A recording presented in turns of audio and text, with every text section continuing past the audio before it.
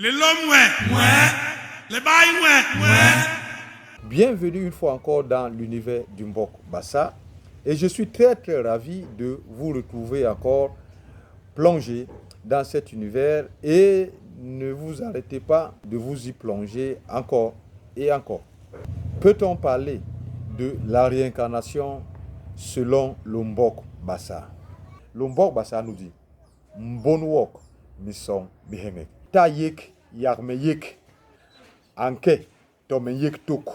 Ça veut dire il part pour un voyage de non-retour. les bails, Selon l'hindouisme, après la mort de l'homme, il peut revenir sur la terre, il peut se réincarner, mais sous une autre forme, soit comme un animal, comme un végétal, comme un oiseau ou autre chose, jusqu'à se sanctifier et devenir une divinité.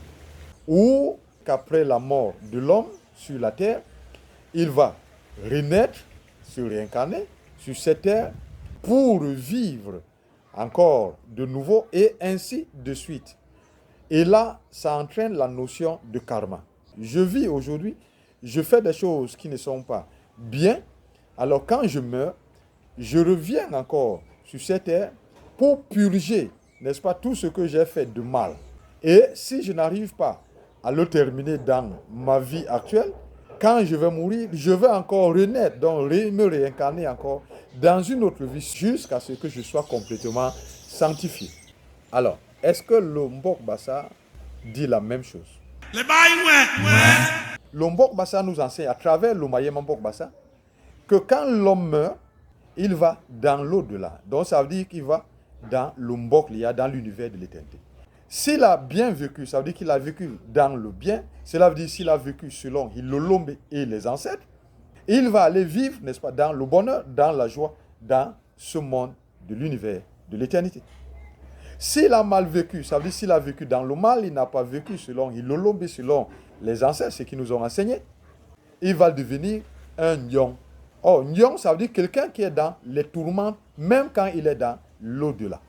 Nos parents croyaient un Nyong qui est parti, parce qu'il est dans le tourment, c'est lui qui peut encore revenir sur la terre pour commettre certaines exactions sous la forme des animaux.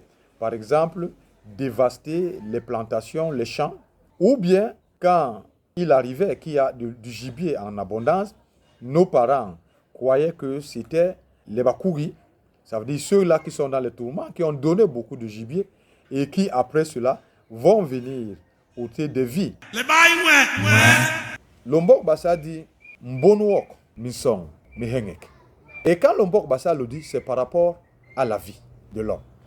Mbon, ça veut dire les vieux, et le misong, ça veut dire, n'est-ce pas, les nouveau-nés.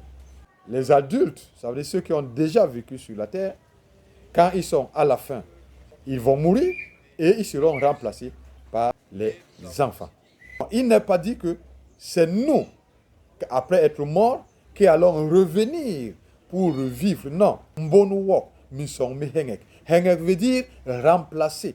Or, dans la doctrine de la réincarnation, il n'est pas question de remplacement. Il est question, n'est-ce pas, de la même âme qui revient sur la terre. Donc, selon le Mbok Bassa, Mbonwok, misong mi hengek veut dire, quand je vais mourir, je ne vais pas revenir sur la terre, mais je serai remplacé par mes enfants à qui j'ai donné naissance. Encore plus que deux fois, n'est-ce pas, eux, ils sont nés, ils commencent à grandir, avant même que moi je ne suis parti. Nous avons aussi cet adage, depuis l'origine, qui dit « Ta yek yarme yek ». Cela veut dire « Mon père, il m'a mis au monde, il est parti, il ne reviendra plus. Moi aussi, je vais en faire de même. Je vais donner naissance à mes enfants et je vais partir pour ne plus revenir. » D'ailleurs, nous avons cet adage, Bassa, qui dit, quand il parle de la mort, Anke tome yek toku. Ça veut dire, il part pour un voyage de non-retour. D'ailleurs même, nous savons chez le Bassa que la mort est un voyage sans retour. On part, on ne revient plus. Et c'est la raison pour laquelle, dans aucune source, on retrouve quelque part où, quand on meurt, on va encore revenir sur la terre, mener une quelconque vie. Voilà comment le Maïman Bokbassa présente les choses. Nous devons faire attention d'interpréter le Bokbassa selon, n'est-ce pas, d'autres doctrines ou d'autres enseignements qui nous viennent d'ailleurs. On doit se référer, n'est-ce pas, à ce que nous dit le Bokbassa dans les sources du Bokbassa. Et nous n'avons pas besoin, n'est-ce pas, de prendre d'autres choses pour venir présenter et dire que c'est le Bokbassa. Nous savons que dans la vie de Bassa, quand une femme, par exemple, faisait plusieurs enfants, ça veut dire l'enfant naissait, ne faisait même pas 1 an, par exemple, au maximum, l'enfant meurt. À la 3e fois, on va faire des signes. C'est vrai, on nous dit qu'il y a des enfants qui sont nés peut-être avec des signes qu'on a fait. Mais nous n'oublions pas que nous sommes dans un monde où nous ne connaissons pas tous les mystères. Mais est-ce que c'est que nous avons vu 1 ou 2 cas dans ce sens que nous devons généraliser et dire que le Bokbassa enseigne la réincarnation?